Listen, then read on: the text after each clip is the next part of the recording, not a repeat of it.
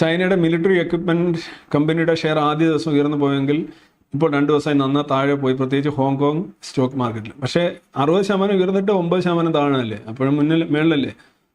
നിങ്ങൾ ഒരാഴ്ചത്തെ മൊത്തത്തിലൊരു 10 ദിവസം എടുത്ത് നോക്കൂ, ഇപ്പം താഴോട്ട് വരുന്നുണ്ട്. അതിൻ്റെ കാരണം വെച്ചാൽ ഈ അടങ്ങിക്കഴിഞ്ഞിട്ട്, പൊടി അടങ്ങിക്കഴിഞ്ഞിട്ട് കാര്യങ്ങൾ വ്യക്തമായിട്ട് കാണുമ്പോൾ ഈ പറയുന്നതൊന്നുമില്ല കാര്യങ്ങൾ എന്ന് മനസ്സിലായി. ഈ PL50 എന്ന് പറയുന്നൊരു സാധനം വീണ് കിടക്കുന്നില്ലേ, 1.2 മില്യൺ അല്ലേ, 1.2 മില്യൺ ചിലവുള്ള ഒരു മിസൈലാണ് അവിടെ ഇങ്ങനെ പൊട്ടാതെ നമ്മളെ കിട്ടിയിരിക്കുന്നത്.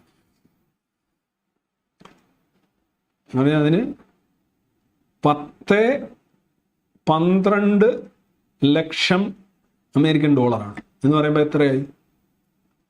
12 × 85 കൂട്ടി പോകും, അത്രയും രൂപ, അത്രയും കോടി.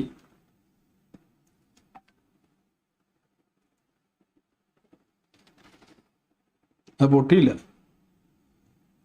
ഇതൊക്കെ സത്യത്തിൽ ഈ ഷെയർ മാർക്കറ്റിലൊക്കെ കയറ്റും. ഇതൊക്കെ ആളുകളുടെ മനോഭാവമാണ്. അവരുണ്ട് ഇൻവെസ്റ്റ് ചെയ്യും, വിറ്റഴിക്കും, ഇൻവെസ്റ്റ് ചെയ്യും, വിറ്റഴിക്കും, വാങ്ങും, വിൽക്കും.